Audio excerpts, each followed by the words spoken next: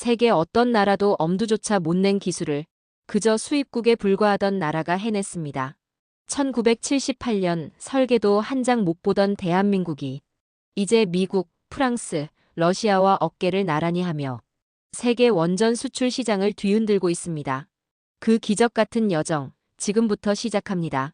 저는 한국전력기술에서 30년간 원전 설계를 담당해온 박민수입니다. 1978년 고리 1호기가 가동을 시작했을 때부터 이 분야에 몸담아왔죠. 그때의 굴욕을 저는 평생 잊을 수 없습니다. 우리나라 첫 원전이지만 모든 것이 미국 웨스팅하우스의 기술이었어요. 설계도 하나 제대로 볼 수 없었습니다. 박 기사님, 이 부분은 기밀이니까 들어오시면 안 됩니다. 미국 기술자들이 차갑게 말하던 그 순간을 지금도 생생히 기억해요.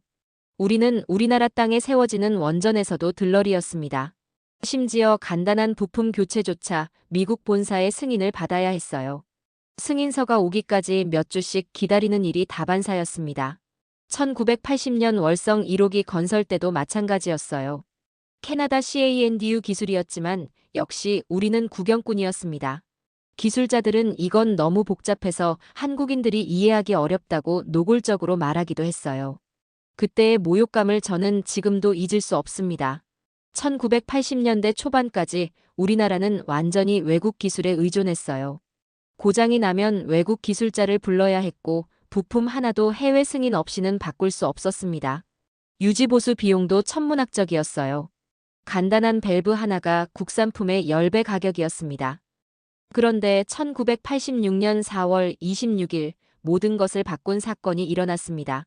바로 체르노빌 원전 사고였죠.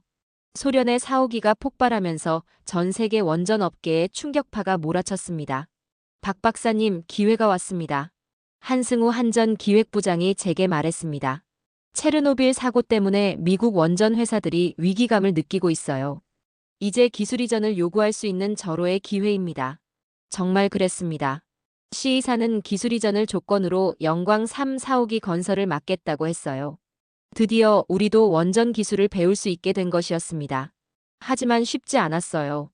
기술 이전 과정에서 미국 측과 수없이 부딪혔습니다. 원자로 밑에 주요 기기를 배치하는 것이 우리 방식입니다. 미국 SNL사 설계 책임자가 고집을 부렸어요. 안전을 위해서는 평행 배치가 더 좋지 않겠습니까? 우리가 반박했지만 쉽게 받아들이지 않았습니다. 수개월간의 설득과 기술적 검증을 통해 겨우 우리 방식을 적용할 수 있었죠. 그 과정에서 우리 기술진들은 밤낮 없이 공부했습니다. 영어 기술 문서를 번역하고 미국 기술자들과 토론하며 하나씩 배워나갔어요. 1995년 영광 3, 4호기가 완공되었을 때 저는 가슴이 벅찼습니다. 비록 기술 이전이었지만 우리 손으로 만든 첫 번째 한국형 표준 원전 OPR-1000이었거든요. 하지만 이것만으로는 부족했습니다. 여전히 핵심 기술은 외국 의존이었고 진정한 기술 독립을 위해서는 더 큰 도전이 필요했어요. 1992년 어느 날 정부에서 충격적인 발표를 했습니다. 신형 원전 APR-1400을 독자 개발하겠습니다. 기존 OPR-1000보다 400메가와트나 큰 1400메가와트 원전을 우리 기술로 만들겠다는 것이었어요. 수명도 40년에서 60년으로 내진 설계도 진도 6.5에서 7.0으로 높이겠다고 했습니다. 당시만 해도 이런 대형 원전을 독자 개발한 나라는 미국, 프랑스, 러시아 정도뿐이었어요. 이정호 산업부 과장이 저를 찾아왔습니다. 박 박사님, 이 프로젝트의 총괄 설계를 맡아주시겠습니까? 과연 우리가 할 수 있을까요? 미국, 일본, 유럽 모두 비슷한 프로젝트를 진행하고 있는데요. 솔직히 두려웠습니다. 당시 한국의 원전 기술은 선진국에 비해 20년은 뒤처져 있었거든요. 그래서 더 해야 합니다. 이제 우리도 원전 선진국과 당당히 경쟁해야 할 때예요. 이정호 과장의 눈에는 확신이 가득했습니다. 정부가 국가 차원에서 밀어주기로 했습니다. G-7 프로젝트로 선정되어 전폭적인 지원을 받을 수 있어요. 10년 계획으로 시작된 이 프로젝트에는 2,350억 원의 예산과 2,300명의 인력이 투입되었습니다. 한국수력원자력, 한국전력기술, 한국원자력연구원, 두산중공업까지 국내 원전 관련 모든 기관이 참여했어요. 그야말로 원전업계 총력전이었습니다. 첫 번째 회의에서 저는 팀원들에게 말했습니다. 우리는 지금 불가능한 일에 도전하고 있습니다. 하지만 불가능을 가능으로 만드는 것이 바로 기술자의 꿈 아니겠습니까? 하지만 현실은 녹록지 않았습니다. 선진국들이 우리를 견제하기 시작한 것이죠. 한국이 독자 원전을 개발한다고요? 그들에게는 아직 이른 것 아닙니까? 국제 원전 컨퍼런스에서 독일 지멘스 임원이 냉소적으로 말했습니다. 핵심 기술 없이 어떻게 신형 원전을 만들겠습니까? 20년은 더 공부해야 할 텐데요. 프랑스 아레바 관계자도 회의적이었어요. 심지어 일부 기술 협력을 거부하는 업체들도 나타났습니다. 미안하지만 우리 회사 정책상 한국과는 협력할 수 없습니다. 독일의 한 부품업체에서 노골적으로 거절했어요. 하지만 우리는 포기하지 않았습니다. 이미 OPR1000으로 쌓은 경험이 있었고 무엇보다 절실함이 있었거든요. 개발 초기 단계부터 난관이 많았습니다. 핵심 설계 소프트웨어는 모두 외국 제품이었고 특수 소재는 구하기도 어려웠어요. 게다가 원전 설계 경험이 풍부한 인력도 부족했습니다. 박 박사님, 이렇게 어려울 줄 몰랐습니다. 젊은 설계팀장이 한숨을 쉬었어요. 하지만 우리는 하나씩 해결해 나갔습니다. 국내 IT 기업들과 협력해 설계 프로그램을 만들고 포스코와 함께 특수강 개발에 나섰어요. 대학과 연구소에서 젊은 인재들을 스카우트해 팀을 확충했습니다. 1995년부터 본격적인 기본 설계가 시작되었을 때 저는 확신했습니다. 우리도 할 수 있다고요. 조선업에서 세계 1위가 된 한국이 반도체로 일본을 제친 한국이 원전에서 못할 이유가 없었거든요. 1995년 기본 설계 단계에서 첫 번째 큰 벽에 부딪혔습니다. 원자로 설계에서 미국 측과 견해차가 컸어요. 안전성을 최우선으로 해야 합니다. 저희 팀은 더 보수적인 설계를 원했습니다. 하지만 경제성도 고려해야 하지 않겠습니까? 너무 안전장치만 늘리면 비용이 급증합니다. 미국 컨설턴트가 반대했어요. 그들의 논리도 일리가 있었습니다. 하지만 우리나라 상황은 달랐어요. 밤늦게까지 이어진 회의에서 저는 단호하게 말했습니다. 우리나라는 지진이 작고 인구 밀도가 높습니다. 게다가 후쿠시마 같은 사고가 일어나면 회복이 불가능해요. 경제성보다 안전성이 우선이에요. 미국 측 수석 컨설턴트가 반박했습니다. 하지만 그렇게 하면 건설비가 30%는 더 들 텐데요. 과연 경쟁력이 있을까요? 우리는 다른 방법으로 비용을 절감하겠습니다. 표준화와 모듈화로 건설 기간을 단축하고 국산 부품 비율을 높여 원가를 낮추겠어요. 결국 우리 방식대로 안전 설비를 사중화하고 내진 설계를 0.3G까지 높이기로 했습니다. 하지만 내부에서도 잡음이 많았어요. 박 박사님, 이렇게 하면 예산이 2배로 늘어날 것 같은데요. 김영철 수석 연구원이 걱정스럽게 말했습니다. 그는 20년 경력의 베테랑이었지만 이번 프로젝트의 규모에 부담을 느끼고 있었어요. 그리고 정말 우리가 미국, 일본과 경쟁할 수 있을까요? 솔직히 기술력 차이가 너무 크지 않습니까? 다른 팀원들도 고개를 끄덕였습니다. 일부에서는 회의론도 나왔어요. 차라리 기존 OPR1000을 개량하는 선에서 그치는 게 낫지 않을까요? 너무 무리하는 것 같습니다. 분위기가 어두워지자 저는 팀 전체를 불러 모았습니다. 포기하면 안 됩니다. 지금 포기하면 우리는 영원히 기술 종속국으로 남을 거예요. 저는 팀원들을 하나씩 바라보며 말했습니다. 우리에게는 조선업에서 쌓은 정밀 가공 기술이 있고 반도체에서 배운 첨단 제어 기술이 있습니다. 그리고 무엇보다 절실함이 있어요. 충분히 할 수 있습니다. 1997년 외환위기가 터졌을 때는 정말 위기였습니다. IMF 구제금융을 받게 되면서 모든 국가 프로젝트가 재검토 대상이 되었어요. 프로젝트 예산을 30% 삭감해야 합니다. 정부에서 통보가 왔어요. 팀원들의 얼굴이 어두워졌습니다. 이제 정말 끝인가요? 프로젝트가 취소되는 건 아닙니까? 불안감이 팀 전체를 감쌌습니다. 하지만 저는 포기할 수 없었어요. 아닙니다. 더 효율적으로 하면 됩니다. 저는 팀을 재정비했어요. 불필요한 부분은 과감히 줄이고 핵심 기술 개발에 집중했습니다. 특히 컴퓨터 시뮬레이션 기술을 적극 활용해서 물리적 실험 비용을 줄였어요. 그리고 국내 중소기업들과의 협력을 늘려 부품 조달 비용도 절감했습니다. 위기를 기회로 만들어야 합니다. 저는 팀원들에게 말했습니다. 예산이 줄어든 만큼 더 창의적으로, 더 효율적으로 일해야 해요. 이것이야말로 진정한 한국형 기술을 만드는 과정입니다. 위기가 오히려 우리를 더 강하게 만든 셈이었죠. 외국 기술에 의존하지 않고 우리만의 방법을 찾아야 했으니까요. 1999년 설계 작업이 막바지에 접어들었을 때 우리만의 혁신적인 아이디어가 나왔습니다. 박 박사님, 보조 건물을 4분면으로 배치하면 어떨까요? 정은영 연구원이 제안했어요. 그녀는 MIT에서 박사학위를 받고 막팀에 합류한 젊은 연구원이었습니다. 4분면 배치요? 네, 화재나 홍수가 발생해도 한 구역이 피해를 입으면 다른 구역에서 안전 기능을 유지할 수 있어요. 기존 방식보다 훨씬 안전합니다. 정말 혁신적인 아이디어였습니다. 기존 원전들은 대부분 집중형 배치였는데 우리는 분산형으로 간 것이죠. 처음엔 반대 의견도 많았어요. 그렇게 하면 배관이 복잡해지고 건설비가 늘어날 텐데요. 김영철 수석 연구원이 우려했습니다. 하지만 컴퓨터 시뮬레이션 결과는 놀라웠어요. 안전성은 크게 향상되면서도 전체적인 효율성은 오히려 좋아졌습니다. 이거 정말 대단한 아이디어네요. 세계 어디에도 없는 독창적인 설계입니다. 미국 컨설턴트도 감탄했어요. 또 다른 혁신은 핵연료였어요. 기존 연료보다 20% 효율이 높은 HIPER 연료를 개발했습니다. 한국원자력연구원과 한전원자력연료가 공동 개발한 고성능 연료였어요. 이 연료는 완전히 우리 기술로 만든 것이었습니다. 이제 정말 우리만의 원전이 되는군요. 한승우 회장이 감격해했습니다. 그런데 더 놀라운 혁신이 있었어요. 바로 디지털 제어 시스템이었습니다. 기존 아날로그 방식을 완전히 버리고 디지털로 갑시다. 당시로서는 매우 도전적인 결정이었어요. 하지만 한국의 IT 기술력을 믿었습니다.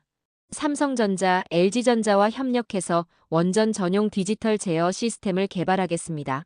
삼성전자 기술진과의 첫 회의에서 놀라운 제안이 나왔어요. 원전용 프로세서를 별도로 개발해보면 어떨까요? 메모리 반도체 기술을 응용하면 가능할 것 같은데요. 반도체 강국 한국의 기술력이 원전 분야에서도 빛을 발한 순간이었습니다. 결과는 놀라웠어요. 기존보다 반응 속도가 10배 빨라졌고 정확도도 크게 향상되었습니다. 무엇보다 완전히 우리 기술이었어요. 2000년 말 드디어 통합 시뮬레이션 테스트를 실시했습니다.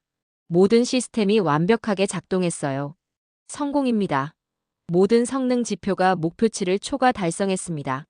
연구원들의 환호성이 실험실을 가득 메웠습니다. 2001년 마침내 설계가 완료되었고 2002년 5월 표준 설계 인가를 받았습니다. 축하합니다. 대한민국이 독자 원전 기술을 확보했습니다. 원자력안전위원회 위원장이 인가서를 전달하던 그 순간을 평생 잊을 수 없어요. 하지만 진짜 시험은 이제부터였습니다. 실제로 건설해보고 세계 시장에서 인정받아야 했거든요. 2007년 신고리 3, 4호기 건설이 시작되었습니다. APR 1400의 첫 적용이었어요. 모든 게 순조롭게 진행되고 있습니다. 현장 책임자가 보고했습니다. 모듈화 공법으로 건설 기간을 52개월로 단축했고 비용도 20% 절감했습니다. 우리의 혁신적인 설계가 현실에서도 성과를 내고 있었어요. 2008년 아랍에미리트에서 원전 건설 입찰 공고가 나왔습니다. 박 박사님, 이번이 기회입니다. 한승우 회장이 말했어요. 프랑스, 미국, 일본이 모두 참여합니다. 쉽지 않을 거예요. 하지만 우리 APR 1400의 성능을 보여줄 절호의 기회입니다. 1년 반 동안 치열한 경쟁이 벌어졌습니다. 기술적 우수성뿐만 아니라 가격 경쟁력까지 필요했어요. 우리는 완벽한 제안서를 준비했습니다. APR 1400의 뛰어난 안전성, 60년 설계 수명, 그리고 경쟁력 있는 가격까지 모든 것이 완벽했어요. 우리 제안서는 어떻습니까? 기술적으로는 최고 수준입니다. 안전성에서 프랑스를 앞서고 경제성에서 미국을 압도해요. UAE 측 실사단이 한국을 방문했을 때의 일을 잊을 수 없습니다. 정말 놀랍습니다. 이 모든 기술을 한국이 독자 개발했다고요? UAE 원자력공사 기술 담당 이사가 감탄했어요. 4분면 배치 설계는 처음 봅니다. 안전성이 획기적으로 향상되겠군요. 하지만 2009년 11월 초 청천벽력 같은 소식이 들려왔습니다. UAE가 프랑스를 선택했다고 합니다. 이정호 과장이 침통한 목소리로 전화했어요. 정말입니까? 그럼 우리는 팀 전체가 절망에 빠졌습니다. 10년간 준비한 모든 것이 물거품이 되는 순간이었어요. 그때 더 놀라운 일이 일어났습니다. 당시 대통령이 직접 나선 것이죠. 박 박사님, 대통령께서 UAE 왕세제에게 직접 전화를 거셨습니다. 네, 대통령이 직접요? 한국 원전의 경제성과 안전성을 직접 설명하셨어요. 그리고 형제국가 관계를 제안하셨습니다. 그날 밤 10시 대통령이 무함마드 빈 자이드 왕세제에게 직접 전화를 걸었습니다. 45분간의 통화였어요. 우리 원전은 후쿠시마 같은 사고에도 견딜 수 있도록 설계되었습니다. 그리고 60년간 운영할 수 있어 경제성도 뛰어납니다. 놀랍게도 UAE 측이 입찰 연기를 통보해왔습니다. 재검토하겠다고 합니다. 팀 전체가 환호했어요. 하지만 아직 끝난 게 아니었습니다. 12월 26일 대통령이 직접 UAE를 방문했습니다. 그리고 다음 날 축하합니다. 바라카 원전 수주에 성공했습니다. 21조 원 규모의 사업이었어요. 한국 역사상 최대 규모의 플랜트 수출이었죠. 건설비 20조 원의 운영비까지 포함하면 총 54조 원 규모였습니다. 정말 해냈구나. 저는 눈물이 났습니다. 1978년 고리 1호기에서 굴욕을 당했던 그때부터 30년, 드디어 우리 기술을 세계에 수출하게 된 것이었어요. 수주가 확정된 후 UAE 측에서 놀라운 말을 했습니다. 한국을 선택한 이유는 기술력과 가격 경쟁력 때문이었습니다. 특히 APR-1400의 혁신적인 안전 설계가 결정적이었어요. 바라카 원전이 성공적으로 가동되면서 한국 원전의 명성이 세계로 퍼졌습니다. 2020년 바라카 1호기가 상업 운전을 시작했고 4기 모두 완벽하게 작동했어요. UAE 전력의 25%를 공급하는 중동 최대 원전이 되었습니다. 이제 우리 기술력은 전 세계가 인정하는 수준이 되었습니다. 각국에서 기술 협력과 도입 문의가 쏟아졌어요. 2022년 체코에서 신규 원전 입찰 공고가 났을 때 우리는 자신만만했어요. 이번에는 더 쉬울 것 같습니다. 바라카 원전 실적이 있으니까 기술력은 이미 검증됐죠. 하지만 예상치 못한 복병이 나타났습니다. 바로 미국 웨스팅하우스였어요. 2022년 10월 조셉 윌슨 웨스팅하우스 부사장이 직접 한국을 찾아왔습니다. 박 박사님, 한국의 APR-1400 기술에 우리 원천 기술이 포함되어 있습니다. 무슨 말씀이신가요? APR-1400은 우리가 독자 개발한 기술입니다. 시스템 80이라는 우리 2세대 기술을 기반으로 하고 있어요. 따라서 미국 수출 통제 대상입니다. 충격적이었습니다. 갑자기 특허 침해 소송을 걸어온 것이죠. 체코 수출을 원한다면 우리와 협의해야 합니다. 윌슨이 으름장을 놓았어요. 그리고 미국 에너지부의 승인도 받아야 하고요. 웨스팅하우스의 주장은 어이없었어요. 1980년대 기술 이전 받은 기초 기술을 바탕으로 30년간 독자 개발한 것을 두고 자기들 기술이라고 우기는 것이었거든요. 박 박사님, 이건 말이 안 됩니다. 이정호 과장이 분개했습니다. 우리가 30년간 피땀 흘려 개발한 기술인데 갑자기 자기들 거라니요. 웨스팅하우스는 체계적으로 압박해왔습니다. 미국 법원의 특허 침해 소송을 제기하고 동시에 한국에서도 중재 절차를 신청했어요. 우리 입장은 명확합니다. 윌슨이 기자회견에서 말했습니다. APR-1400은 우리 시스템 80 기술의 파생품입니다. 따라서 수출 시 우리 승인이 필요해요. 2023년 7월, 다행히 체코 원전 우선 협상 대상자로 선정되었습니다. 하지만 웨스팅하우스는 여기서 멈추지 않았어요. 체코 정부에 이의를 제기했습니다. 또 무슨 트집을 잡으려는 건가요? 한국이 우리 기술을 무단 사용한다고 체코 반독점 사무소에 진정을 냈다고 합니다. 정말 기가 막혔어요. 우리가 30년간 피땀 흘려 개발한 기술을 가지고 이런 식으로 나오다니. 박 박사님, 이대로 있을 수는 없습니다. 한승우 회장이 단호하게 말했습니다. 법정에서든 어디서든 당당히 맞서 싸워야 합니다. 웨스팅하우스의 압박은 계속되었습니다. 미국 정치인들까지 나서서 한국을 압박했어요. 한국의 체코 원전 수출이 미국 일자리 1만 5천 개를 빼앗아간다.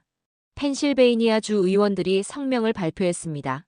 정치적 압력까지 동원한 것이죠. 웨스팅하우스와의 분쟁이 계속되면서 저는 큰 깨달음을 얻었습니다. 이정호 과장님, 이제 정말로 완전한 기술 독립을 해야 합니다. 무슨 말씀이신가요? 미국 기술에 전혀 의존하지 않는 새로운 원전을 개발하는 겁니다. 그런데 놀라운 소식이 들려왔습니다. 한국수력원자력에서 정말로 그런 프로젝트를 시작한다는 것이었어요. 핵증기 공급 시스템을 완전히 새로 설계한다고 합니다. 품질기술본부에서 발표했어요. 기존 미국식 설계를 완전히 탈피하고 우리만의 독창적인 노형을 만들겠다고 하네요. 김동희 카이스트 교수가 자문을 맡는다고 했습니다. 자동차 개발에 비유하면 엔진 블록부터 냉각 시스템까지 모든 걸 새로 설계하는 것과 같다고 하더군요. 그렇게 되면 성능은 어떨까요? 속도나 연비에서 완전히 다른 성능을 낼 수 있다고 해요. 미국식보다 훨씬 뛰어날 것이라고 합니다. 새로운 설계의 핵심은 완전히 다른 구조라고 했어요. 기존에는 2개의 증기 발생기에 4개의 냉각제 펌프였는데 완전히 다른 배치로 간다고 하네요. 열교환 효율도 30% 향상시키고 안전성은 더욱 강화한다고 합니다. 이것은 정말 혁명적인 도전이었어요. 40년간 써온 미스식 설계를 완전히 버리고 새로 시작하는 것이었거든요. 한편으로는 웨스팅하우스와의 협상도 진행되었습니다. 2024년 말부터 본격적인 협상이 시작되었어요. 체코 프로젝트를 위해서는 어느 정도 양보가 불가피해 보입니다. 한국전력 협상팀이 보고했습니다.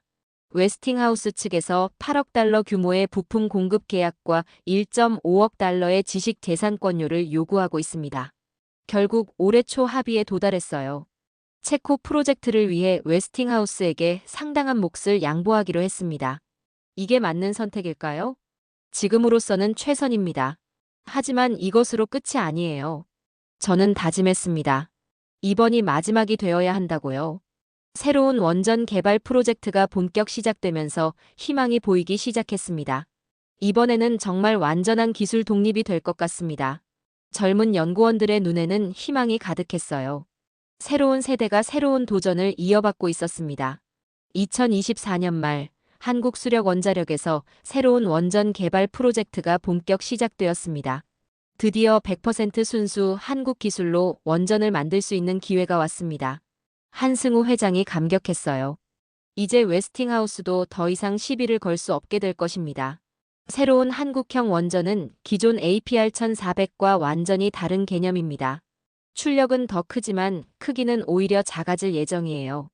혁신적인 열교환 시스템과 AI 기반 제어 기술이 적용될 계획입니다. 정말 흥미진진한 프로젝트네요. 이정호 과장이 기대에 찬 목소리로 말했습니다. 이번엔 정말 완전한 기술 독립이 될 것 같습니다. 새로운 프로젝트에는 놀라운 기술들이 적용될 예정입니다. 삼성전자와 협력한 AI 제어 시스템, LG화학의 첨단 소재, 그리고 현대중공업의 정밀 가공 기술까지 한국의 모든 첨단 기술이 집약될 예정이에요. 박 박사님, 이번엔 정말 다를 것 같습니다. 정은영 연구원이 말했습니다. 이제 그녀도 프로젝트 책임자가 되어 후배들을 이끌고 있어요. 젊은 세대의 창의성과 기존 세대의 경험이 만나면 놀라운 결과가 나올 것 같아요. 해외에서도 벌써 관심을 보이고 있어요. 폴란드에서는 한국의 새로운 원전 기술에 대해 문의해왔고, 사우디아라비아에서도 협력 의사를 표명했습니다. 한국의 새로운 원전 기술에 큰 기대를 하고 있습니다. 폴란드 에너지부 관계자가 말했습니다. 미국 기술에 의존하지 않는다면 더욱 좋겠죠. 체코 원전 프로젝트도 순조롭게 진행되고 있습니다. 웨스팅하우스와의 합의로 법적 분쟁은 해결되었고 이제 본격적인 건설 준비에 들어갔어요. 한국 원전 기술이 다시 한번 세계를 놀라게 할 것입니다. 24조 원 규모의 체코 프로젝트는 바라카 원전 이후 15년 만의 대형 수출 성과입니다. 이를 통해 한국 원전 산업은 새로운 전기를 맞고 있어요. 하지만 저에게는 더 큰 의미가 있습니다. 바로 진정한 기술 독립을 향한 여정이 시작되었다는 것이죠. 박 박사님, 정말 대단합니다. 1978년 고리 1호기에서 시작해서 거의 50년, 드디어 완전한 기술 독립을 향해 나아가고 있군요. 저는 확신합니다. 우리가 지금까지 걸어온 길을 보면 앞으로 더 큰 성공이 기다리고 있을 거라고요. 기술 종속국에서 기술 선도국으로 가는 여정은 아직 끝나지 않았습니다. 하지만 우리는 이미 그 길을 걷고 있어요. 새로운 원전 기술이 완성되면 한국은 진정한 원전 기술 강국이 될 것입니다. 미국, 프랑스, 러시아와 어깨를 나란히 하는 원전 선진국 말이죠. 그날이 얼마 남지 않았다는 생각이 듭니다. 젊은 연구원들을 보면서 저는 미래에 대한 확신을 갖게 됩니다. 그들이 만들어갈 한국 원전 기술의 미래가 정말 기대됩니다. 이렇게 해서 대한민국은 반세기에 걸친 기술 종속의 굴욕을 딛고 진정한 원전 기술 강국으로 나아가고 있습니다. 1978년 고리 1호기에서 시작된 굴욕의 역사가 이제 완전한 승리를 향해 달려가고 있는 것이죠. 가장 중요한 교훈은 절대 포기하지 않는 것이었습니다. 체르노빌 사고라는 위기를 기회로 만들고 외환위기 속에서도 기술 개발을 멈추지 않았으며 웨스팅하우스의 방해에도 굴복하지 않았기에 오늘의 성공이 있었습니다. 한국이 조선, 반도체, 자동차에 이어 원전까지 세계 최고 수준에 올라선 것은 결코 우연이 아닙니다. 끝까지 도전하는 한국인의 DNA가 만들어낸 기적이었어요. 앞으로도 우리는 더 큰 꿈을 향해 나아갈 것입니다. 차세대 소형 모듈형 원자로 핵융합 기술까지 세계를 선도하는 에너지 강국으로 말이죠. 이 이야기가 여러분께 용기와 희망을 드릴 수 있었다면 좋겠습니다. 불가능해 보이는 일도 포기하지 않으면 반드시 이뤄낼 수 있다는 것을 보여드렸으니까요. 이 영상이 도움이 되셨다면 구독과 좋아요, 그리고 알림 설정 부탁드립니다. 앞으로도 우리가 몰랐던 대한민국의 놀라운 성공 스토리들을 계속 들려드리겠습니다. 여러분의 응원이 더 좋은 콘텐츠를 만드는 힘이 됩니다. 감사합니다.